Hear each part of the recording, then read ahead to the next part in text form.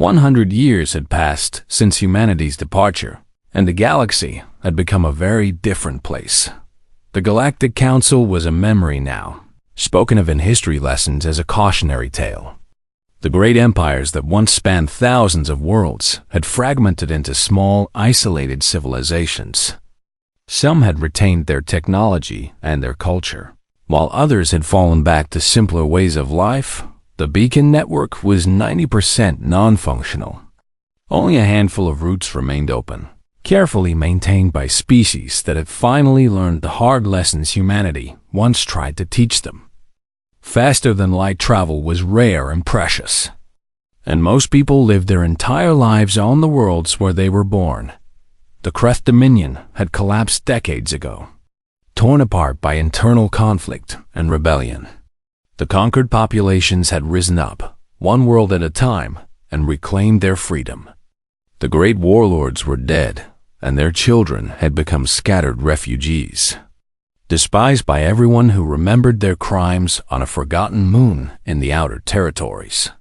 A young Orani girl named Senna was gathering water from a stream when she saw something impossible in the sky above her. A ship was descending through the clouds, but it was unlike any ship she had ever seen. It was sleek and graceful, with lines that seemed to flow like water, and it made almost no sound as it settled onto the grass near her village. Senna should have run. Her grandmother had taught her to hide from strangers, because strangers usually meant raiders or slavers, or worse. But something about this ship felt different. It felt safe in a way she could not explain. A door opened in the side of the ship, and a figure stepped out into the morning light. It was a creature Senna had never seen before. It walked on two legs like an Orani, but its skin was smooth and its features were soft. It had hair the color of starlight and eyes that crinkled at the corners when it smiled. "Hello there," the creature said, and its voice was warm and gentle. "My name is Dr. Sarah Chun. I am a human. May I speak with your elders?" Senna had heard stories about humans. Her grandmother told tales of the servants who had abandoned the galaxy, leaving everyone to suffer and die. She had always imagined humans as monsters, cruel and heartless beings who cared nothing for anyone but themselves. But this woman did not look like a monster. Senna led the stranger back to her village, where the elders gathered with fear and suspicion in their eyes. Her grandmother Mira stepped forward, leaning on her walking staff, and studied the human with the intensity of someone who remembered the old days. "Why have you come here?" Mira asked, and her voice was hard with decades of bitterness. "Have you returned to laugh at what remains of us?" Dr. Chun shook her head slowly. "We have come to help, if you will let us. We have been watching for a very long time, waiting for the right moment." "Watching?" Myra repeated, and her voice cracked with anger. "You watched while billions died. You watched while our civilization crumbled. You watched while children starved and cities burned. And now you come to help?" "Yes," Dr. Chun said simply. "We watched because we needed to be sure." "Sure of what?" Dr. Chun looked around at the small village, at the simple homes built from salvage materials, at the people who gathered with hope and fear mixed equally in their eyes. "Sure that you were ready to meet us as equals," she said, "not as servants. Not as inferiors. Not as useful primitives to be tolerated and dismissed. We needed to know that you understood what you lost and why you lost it." Mira was silent for a long moment, and when she spoke again, her voice was quiet. "I was young when the humans left. I remember how we talked about you. I remember the jokes and the insults and the casual cruelty. I did not understand then why it mattered. I thought you would always be there, no matter how we treated you." She looked at her granddaughter, at the child who had never known. A galaxy connected by beacons and trade routes and the constant flow of information. "I understand now," Myra said. "We did not deserve your help. We did not earn your loyalty. And when you left, we learned exactly how much we had taken for granted." Dr. Chun nodded slowly. "It was not easy for us either. Many of our people wanted to help, Many of them argued that we should return, that we had a moral obligation to save lives regardless of how we had been treated. But we made a choice, and we held to it. Why? Mira asked, "Why wait so long?" "Because helping you when you still thought of us as servants would have meant becoming servants again. We would have saved your civilization, and you would have gone back to dismissing us as soon as the crisis passed. We needed you to change, truly change, before we could try again." She stepped forward and extended her hand, palm up, in a gesture that Mira did not recognize. "This is how humans greet each other when we meet as equals," Dr. Chen explained. "We offer our hand, and if the other person takes it, we know that we stand together." Myra looked at the offered hand for a long time.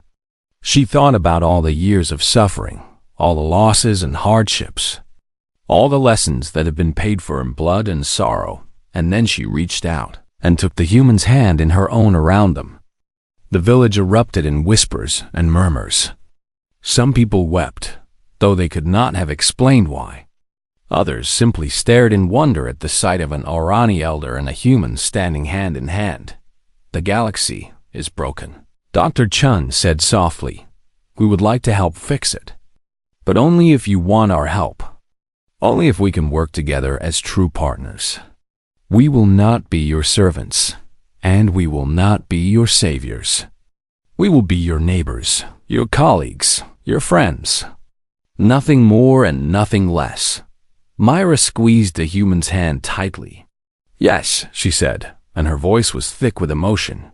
"Yes, we would like that very much." In the months and years that followed, similar scenes played out across the galaxy. Human ships appeared on 10,000 worlds, bearing aid and asking nothing in return except partnership.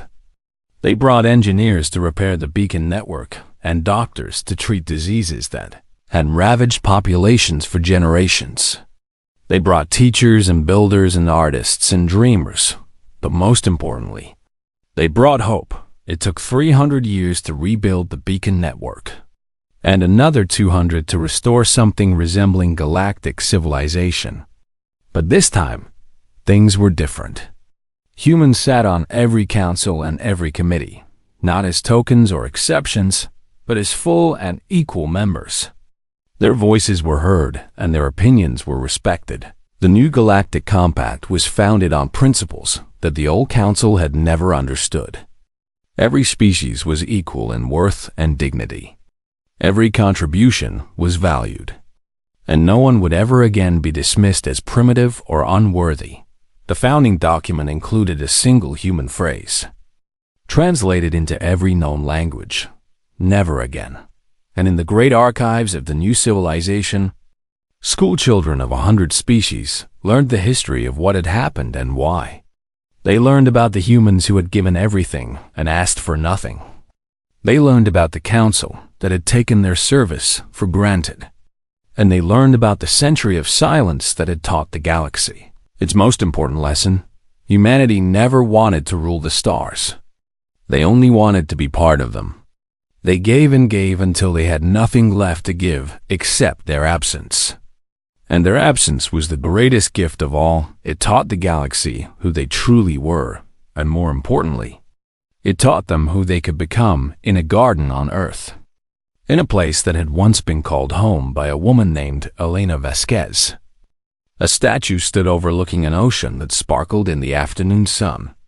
The statue showed a human woman with her hand extended, reaching out toward the stars. The inscription at the base was simple: "We never stopped hoping. We only stopped waiting." Welcome home. And somewhere in the vast expanse of space, a young Orani girl, named after her great-great-grandmother, looked up at the night sky and smiled. The stars were brighter now than they had been in generations, connected once again by the web of beacons that her human friends had helped rebuild. She did not think of humans as saviors or servants or strangers. She thought of them as family, and that made all the difference. 15 years had passed since humanity's departure, and the galaxy had become a graveyard of civilizations. The Creth Dominion had conquered nearly half of what was once Council territory before their advance finally stopped. They had not been defeated in battle, for there was no one left capable of defeating them. They had simply taken more than they could hold, and their empire began to crack under the weight of its own ambition. Warlord Calvaxis had died 3 years earlier, assassinated by a rival who wanted his throne.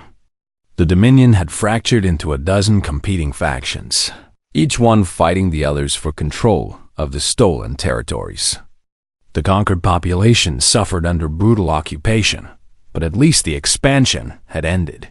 Not that it mattered much to the species that remained free. The Orani theocracy existed now in name only. 90% of their population had been killed or enslaved during the Kreth invasion, and the survivors had scattered across a handful of refugee worlds. The high priests who once spoke of cosmic destiny and spiritual superiority now begged for food and shelter from anyone willing to offer it. The Villani collective had shattered into hundreds of tiny factions, each one claiming to be the legitimate government. They fought endless civil wars over scraps of territory and resources, and their once gleaming crystal cities had become ruins, haunted by desperate survivors. The Tarathi Empire had fared better than most, if survival could be called success. They had retreated to their core systems and sealed their borders, abandoning their colonies and allies to whatever fate awaited them. The Golden Empress still sat on her throne, but her empire had shrunk to a fraction of its former glory, and everywhere. The beacon network continued to fail. 70% of the beacons had gone dark in the years since humanity left. Faster-than-light travel had become unreliable and dangerous in most of the galaxy. Ships that attempted long journeys often vanished without trace. Lost in the twisted space between stars, entire regions had been cut off completely. Isolated islands of civilization with no way to reach the outside world. Some of these regions had devolved into barbarism, their advanced technology failing without the infrastructure to maintain it.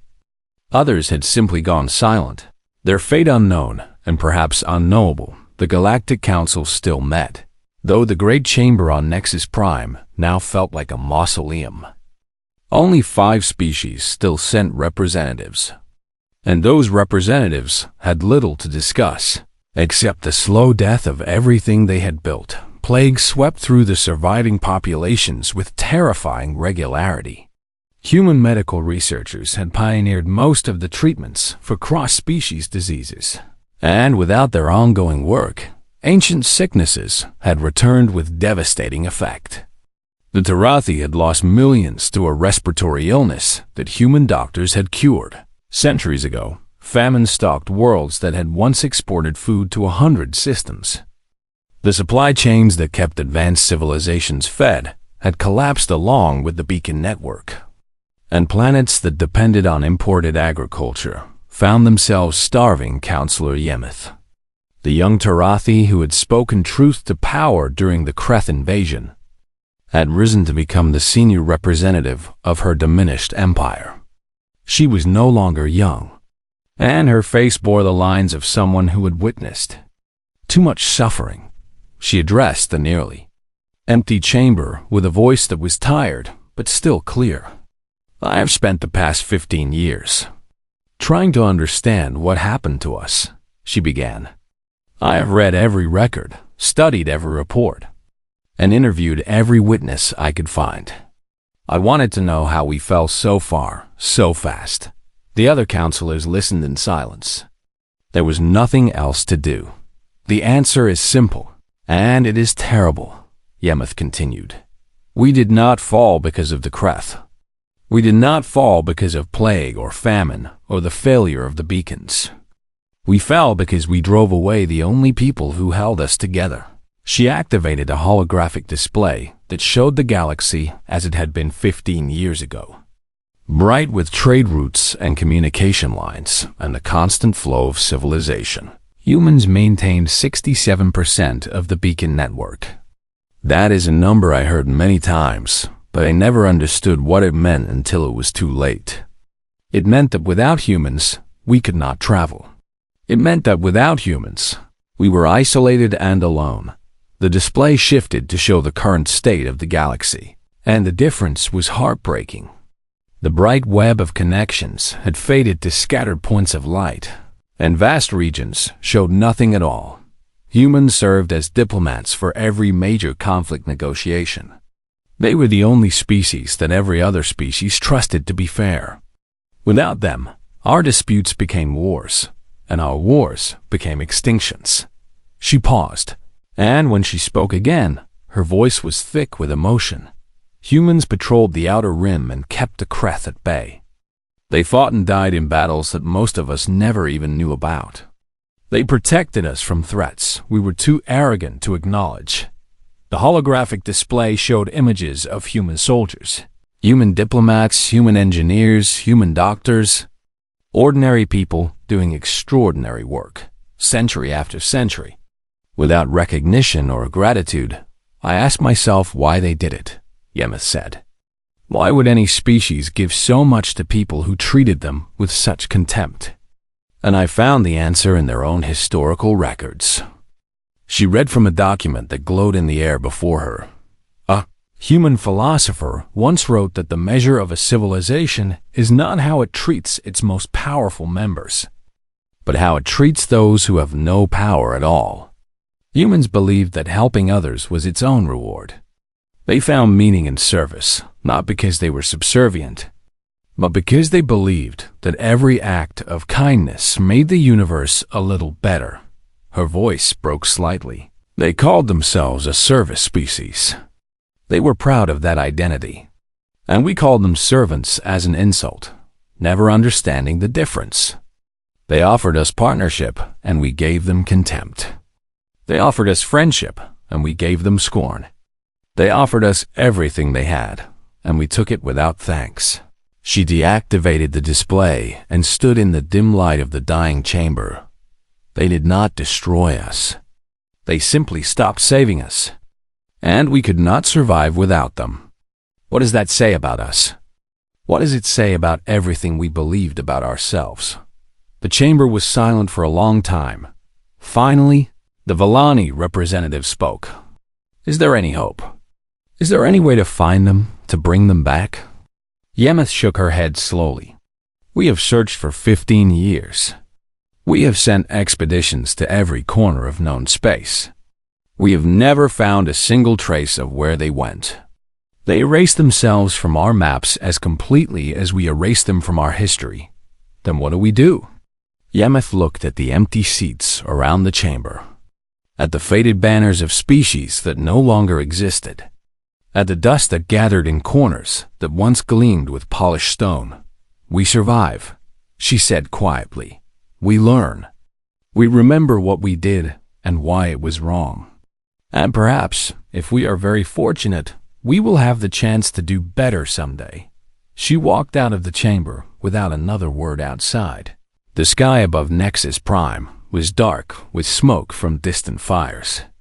The great city that had once been the heart of galactic civilization was slowly being reclaimed by nature as its population dwindled and its infrastructure failed. Yemeth stood on balcony and watched the sun set through the haze.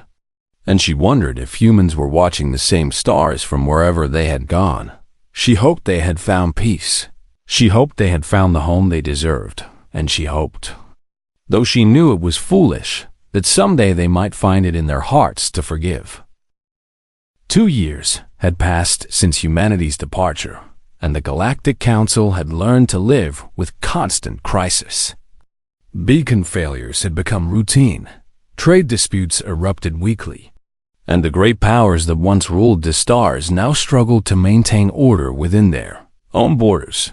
But the worst was yet to come beyond the edge of council space. In the dark regions where civilized species feared to travel, the Kreth Dominion had been watching and waiting. The Kreth were predators in every sense of the word. A warrior species that measured worth in conquest and glory in destruction. For centuries, they had tested the borders of council territory, sending raiding parties to probe defenses and scout for weakness. And for centuries, they had been repelled. not by the great fleets of the Tarathi Empire or the mighty armies of the Orani theocracy, but by human ships and human soldiers. The Terran Navy had been the Council's sword and shield, fighting wars that the civilized species considered beneath their dignity. Humans had bled and died on 100 battlefields, protecting people who called them primitives and servants, but now the humans were gone. And the Kruth warlord Calvaxis smelled opportunity. He was a massive creature, even by Kruth standards, with scales as black as void and eyes that burned with hungry fire. He had waited his entire life for this moment, for the chance to carve his name into history with the blood of lesser species. The humans have abandoned them, he announced to his war council, and his voice rumbled like an earthquake through the command chamber of his flagship. The council stands naked and afraid, protected by nothing but empty words and ceremonial fleets. The time has come to feast. His generals roared their approval, and 10,000 warships began their march toward council space. The first warning came from a remote monitoring station on the border. The Orani technicians there barely had time to send a distress signal before the Kruth fleet swept through like a tsunami of fire and steel. The message reached the council chamber 3 days later, and for a moment, no one spoke. 10,000 ships, the Vellani ambassador repeated, his crystalline body flickering with colors that indicated extreme distress. That is more than our combined military forces. That is more than anything we have ever faced. The Tarathi Empress maintained her composure, though her 4 eyes betrayed a hint of fear she could not quite hide. We must mobilize our defenses immediately, she declared. Send word to all member species. We face an existential threat. But even as she spoke, everyone in the chamber knew the truth. The Council's military power had always been largely ceremonial. Their fleets were designed for parades and shows of force, not actual combat. The real fighting had always been done by humans. The Orani sent their sacred warrior monks to defend their borders. These elite soldiers had trained their entire lives in ancient combat techniques, and they were considered the finest warriors the theocracy could produce. The Kruth slaughtered them in hours. The Vellani deployed their automated defense platforms, sophisticated machines that represented the cutting edge of their technology. The Kruth adapted to their patterns within days and destroyed them with contemptuous ease. The Tarathi committed their golden fleet, the pride of the empire, ships so beautiful the poets wrote songs about their elegance. The Kruth cared nothing for beauty, and the golden fleet burned like 1,000 dying stars. World after world fell to the Dominion. Cities that had stood for millennia were reduced to ash. Populations that numbered in the billions were enslaved or exterminated. The Kruth took everything they wanted and destroyed everything they did not. In the great chamber of the Galactic Council, the mood had shifted from disbelief to despair. Contact the humans. The Vellani ambassador screamed, his voice cracking with terror. Tell them we were wrong. Tell them we are sorry. Tell them whatever they want to hear. Just make them come back. Search parties were dispatched to every system humanity had ever touched. They found the same thing everywhere. Empty stations, abandoned colonies, and silence. The humans had erased every trace of their presence. Every record that might lead someone to their location. One desperate expedition traveled to the very edge of known space, following rumors and fragments of data that hinted at human activity. They found nothing but the message beacon that the Vellani scout had discovered. Months earlier, Ambassador Vasquez's recorded words played again in the council chamber, and her gentle smile seemed almost cruel now. We will not return to council space. This is not punishment, and it is not revenge. It is simply a choice. The Tarathi Empress threw her wine glass against the wall in a rare display of emotion. A choice. She spat. They chose to let us die. They chose to abandon us when we needed them most. What kind of species does such a thing? Councillor Yemeth, a young Tarathi, who served as junior representative for the outer provinces, spoke quietly from her seat near the back of the chamber. The kind of species that asked for help for 300 years and was told they were not worthy of it. The Empress turned her furious gaze on the young counselor. "What did you say?" Yemeth did not flinch. "I have been reading the historical records, Your Radiance. I have studied every petition the humans ever submitted to this council. They asked for voting rights 37 times. They asked for recognition of their service 42 times. They asked simply to be treated as equals more times than I could count." She stood, and though her voice trembled, she continued, "And every single time, we told them no. We called them primitives. We called them servants. We laughed at their short lives and their emotional nature. We took everything they offered and gave nothing in return." The chamber was silent. "The Kreth are at our gates because we sent away the only people willing to stand between us and danger," Yemeth said. "This is not their revenge. This is simply what happens when you lose something you never appreciated. We are learning the cost of contempt, and I fear the lesson has only just begun." The Empress opened her mouth to respond, but before she could speak, an alarm sounded throughout the chamber. The Kreth fleet had broken through the final defensive line and was advancing toward the core systems. There would be no more time for debate or reflection. There would only be survival or extinction, and the Council no longer had the power to choose which one. That night, as the Kreth warships burned their way through the heart of civilization, a young Orani child looked up at the sky and asked her mother why the stars were falling. Her mother had no answer in a distant corner of the galaxy, far beyond the reach of the Kreth or the Council or anyone else. Elena Vasquez sat in her garden and watched the sunset over an ocean that no alien had ever seen. She thought about the people she had left behind.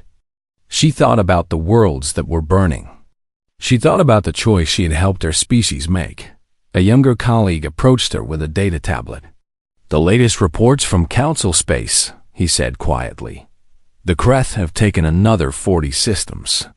Casualties are in the hundreds of millions." Elena closed her eyes. "I know. Some people are saying we should go back. They say we have a moral obligation to help. And what do you think?" she asked. The young man was silent for a long moment. "I think we gave them 300 years of our lives, and they spat on us for it. I think we owe them nothing." Elena nodded slowly. "And yet it still hurts, does it not?" "Yes," he admitted. "It still hurts." They sat together in silence as the sun disappeared below the horizon, and somewhere across the vast emptiness of space, the galaxy continued to burn.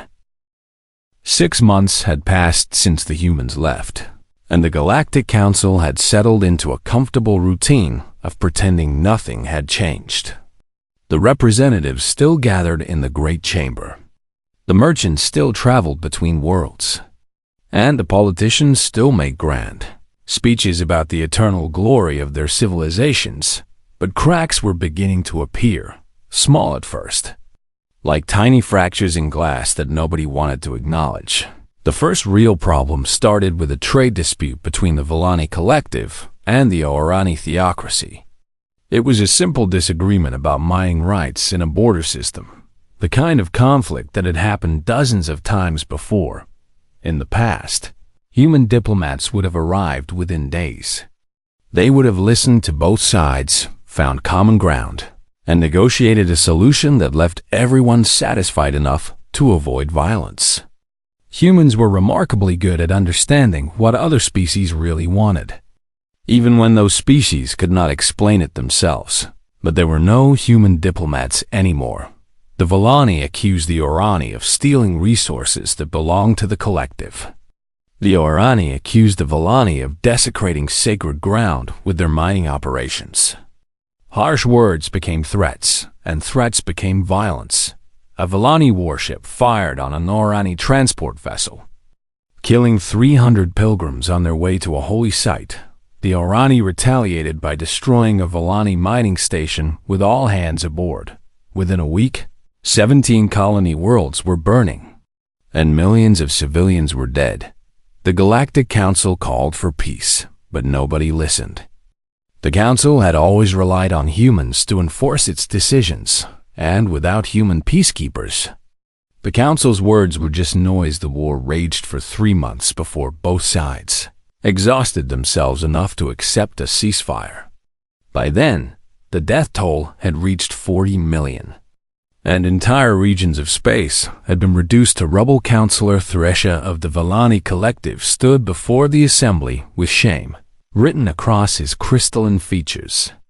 "This conflict should never have happened," he admitted. "We have lost more in 3 months than we lost in the previous century. Something must be done." The Tarathi Empress nodded slowly from her elevated throne. "I agree that the situation is troubling," she said, though her tone suggested she was not particularly troubled at all. "Perhaps we should consider inviting the humans back, just for essential services, of course. They were quite useful for this sort of thing." The Council voted unanimously to send a message to the Terran Confederacy, requesting that human diplomats and peacekeepers return to Council space. They offered generous compensation and promised to treat the returning humans with respect. The message was sent on every frequency humanity had ever used. Days passed. Then weeks, then months. No response came. The Council sent more messages, each one more urgent than the last. They tried different frequencies, different languages, different approaches. They sent ships to the last known coordinates of human outposts, hoping to find someone who could relay their message. The ships found nothing but empty stations and silence. High Inquisitor Morath of the Orani Theocracy called a private meeting with his most trusted advisors. "I must ask a question that embarrasses me," he said quietly. "Do we actually know where the human homeworld is located?" His advisors exchanged uncomfortable glances. "Earth," one of them said slowly. "That is what they called it. But the coordinates were never shared with the Council, Your Holiness. It was not considered important information." "Not important," Morath repeated, and his voice was heavy with something that might have been regret. "We had 300 years to ask, and nobody thought it was important." The silence in the room answered him. Meanwhile, another crisis was developing in a distant corner of Council space. The beacon at Junction Point, Sigma-7, had stopped working. The beacon network was ancient technology, older than any species currently alive. Nobody knew who had built it or exactly how it functioned. The beacons allowed ships to travel faster than light across vast distances, and without them, a journey that took days would take centuries. Humans had always maintained the beacons. They were the only species patient and stubborn, enough to learn the complex and frustrating systems that kept the network running. They had spent decades studying the ancient machinery, and they had trained generation after generation of engineers to continue the work. Now those engineers were gone, and the beacon at Sigma-7 had failed. A dozen other species sent their best technicians to repair it. The Vellani sent their most brilliant scientists. The Orani sent their most devoted scholars, and the Tarathi sent their most expensive contractors. None of them could figure out how to fix it. The beacon remained dark, and an entire trade corridor collapsed overnight. Ships that had relied on Sigma-7 were stranded or forced to take detours that added months to their journeys. Businesses that depended on quick transportation went bankrupt. Planets that imported essential supplies began to experience shortages, and then another beacon failed. This one at Junction Point Cora 12, and then another at Theta Crossing. The technicians worked desperately, but they were trying to understand technology that humans had spent 300 years learning. They did not have 300 years, and with each passing month, another beacon went dark. The Vellani ambassador addressed the council with fear in his voice. "We must find the humans," he said. "We must bring them back. I do not care what it costs or what promises we must make. Without them, the beacon network will fail completely within a decade, and galactic civilization will collapse." The Tarathi Empress frowned at his dramatic words. "Surely you exaggerate," she said. "We are the greatest civilizations in the galaxy. We built empires that span 1,000 worlds. We cannot be so dependent on one species of short-lived primates. And yet we are," Thresha said quietly. "We are exactly that dependent, and we never noticed because they never complained. They simply did the work, year after year, century after century, while we thanked them with contempt." The chamber fell silent, somewhere in the outer reaches of council space. A scout ship from the Villani Collective found something floating in the darkness between stars. It was a message beacon, clearly of human design, left behind like a note on a door.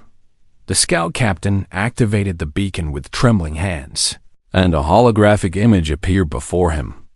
It showed a human woman with gray hair and kind eyes, and he recognized her immediately as Ambassador Elena Vasquez. "To whomever finds this," her recorded voice began, "humanity has not abandoned you. We simply went home. We discovered that you never wanted partners. You wanted servants. We hoped for 300 years that things would change, but they never did. So we decided to leave, not in anger, but in acceptance." She paused, and her smile was sad but peaceful. "We will not return to council space.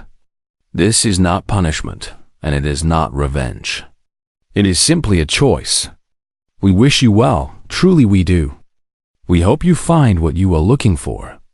Goodbye, and good luck." The recording ended, and the scout captain sat alone in his ship, staring at the empty space where her image had been. He thought about all the times he had walked past human workers without acknowledging them. He thought about all the jokes he had made about their short lives and their emotional nature. He thought about how easy it had been to take them for granted, and in the silence of deep space, far from anyone who might see, the Villani scout captain wept. The great chamber of the Galactic Council stretched for nearly a mile in every direction, and its ceiling rose so high that clouds sometimes formed beneath the glass dome. It was a place built to make visitors feel small, and it worked perfectly on almost everyone who entered. Ambassador Elena Vasquez had walked these halls for 30 years, and she had never once felt welcome. She stood at the speaking platform now, her gray hair pulled back in a simple knot, her uniform pressed and clean despite the long journey from the outer rim. Around her, the representatives of 12 major species watched from their elevated seats, and most of them were not really watching at all. The Tarathi Empress sat highest of all, her massive form draped in golden silk that cost more than most planets earned in a year. Her 4 eyes gazed down at Elena with the kind of boredom that only the truly powerful could afford to show. "You may speak, human," the Empress said, and her voice echoed through the chamber like thunder rolling across mountains. Elena bowed respectfully before she began. "Honored council members, I come before you today to renew humanity's petition for full voting rights within this assembly. For 300 years, the Terran Confederacy has served the Council faithfully, and we believe the time has come to recognize our contributions as equal partners in galactic civilization." She paused and looked around the chamber, hoping to see some sign of support. She found none. The Villani ambassador, a crystalline being who sparkled under the chamber lights, made a sound that might have been laughter. "The humans wish to vote," he said to his neighbor, not bothering to lower his voice. "How amusing that the servants wish to sit at the table with their masters." Elena kept her face calm. She had heard worse, and she had learned long ago that showing anger only made things harder. "If I may continue," she said, and her voice remained steady and clear. "Human engineers currently maintain 67% of the beacon network that allows faster-than-light travel across council space.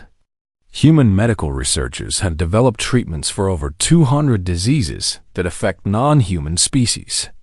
Human peacekeepers patrol the outer rim territories that no other species will enter. And human diplomats have negotiated an end to 37 conflicts in the past decade alone. the Orani High Priest. A tall figure wrapped in ceremonial robes of deep purple raised one of his 6 hands. "We acknowledge the usefulness of humanity," he said, and his tone suggested he was being generous by admitting even that much. But usefulness is not the same as worthiness. The sacred texts are clear that only species of sufficient spiritual development may participate in the governance of the cosmos. And humans, added the Tarathi Empress, are simply too young as a species to understand the complexities of galactic politics. Perhaps in another 1,000 years, when you have matured sufficiently, we might revisit this discussion. Elena had heard these arguments before. She had heard them dozens of times, and each time she had accepted the rejection with grace and returned to her work. But something was different today. She looked at the faces around her, and she saw what she had always seen but had refused to accept. She saw contempt, she saw dismissal, and she saw the absolute certainty that humans would continue to serve no matter how badly they were treated. The Vellani ambassador was already turning away to chat with a colleague. The Orani High Priest was checking his ceremonial schedule. The Tarathi Empress was gesturing for a servant to bring her refreshments. None of them expected anything to change. Elena smiled, and it was a smile that confused a few council members who noticed it. "The Terran Confederacy thanks the council for clarifying our standing," she said, and her voice was warm and genuine. "We wish you all prosperity and peace." She bowed once more, deeper than protocol required. And then she turned and walked out of the chamber. The Tarathi Empress watched her go with mild curiosity. "What a strange creature," she remarked to her aide. "I expected more begging." Humans usually beg. Her aide nodded in agreement. "Perhaps she has finally accepted her place." "Your Radiance." "Perhaps," the Empress said. And then she forgot about Elena Vasquez entirely 3 days later. The human embassy on Nexus Prime began packing. The staff worked quietly and efficiently, loading crates onto transport ships without any fuss or drama. A Vellani official stopped by to ask what was happening. "We are relocating," the embassy secretary told him with a polite smile. "Thank you for your concern." The official shrugged and walked away. He had better things to do than worry about human moving schedules within a week. The embassy was empty. Within a month, reports began arriving from across council space. Human outposts were shutting down. Human workers were boarding ships. Human businesses were closing their doors and selling their inventory at steep discounts. The Outer Rim patrol stations went dark one by one. The research facilities on Theta 7 transferred all there. Data to council archives, and then powered down the diplomatic missions on 100 different worlds sent polite farewell messages and departed 890 billion humans. Lived and worked across council space. And every single one of them was leaving. The council received formal notification 30 days after Elena's final speech. It was a simple message, broadcast on all official channels. To the honored members of the Galactic Council, the Terran Confederacy hereby announces its withdrawal from council space. All human citizens have been recalled to Terran territory. All human services, including beacon network maintenance, outer rim patrols, and diplomatic missions, are hereby terminated. We thank you for 3 centuries of partnership and wish you well in your future endeavors. This decision is final and not subject to negotiation. Signed, President Marcus Webb, Terran Confederacy. The council called an emergency session to discuss the message. But the discussion was brief. Good riddance, the Vellani ambassador declared. They were always so emotional and sentimental. We will manage perfectly well without them. The Orani High Priest nodded sagely. The cosmos will find its balance. Perhaps this is simply the natural order asserting itself. The Tarathi Empress smiled and raised her glass of expensive wine. I must admit, the chamber feels pleasantly quieter already. Let us move on to more important matters. And so they did. They discussed trade agreements and territorial disputes and ceremonial protocols. They argued about tax rates and mining rights and the proper way to address foreign dignitaries. Nobody mentioned the humans again. In the weeks that followed, life in council space continued much as it always had. Ships traveled between worlds, merchants sold their goods, and politicians made speeches about the greatness of their civilizations. The empty human embassies were converted into storage facilities. The abandoned human neighborhoods were demolished to make room for new development. The human names on buildings and streets were quietly changed to something more appropriate within 6 months. It was almost as if humanity had never existed in council space at all, but somewhere out there, beyond the edges of the maps, beyond the reach of even the most powerful telescopes. Elena Vasquez stood on the bridge of a ship and watched the stars streak past. She thought about the 300 years her people had given to the council. She thought about the lives lost, the sacrifices made, and the gratitude that never came. She thought about the future, and for the first time in a very long while, she smiled with genuine hope behind her. The human fleet moved in perfect formation, carrying 890 billion souls toward home. They did not look back.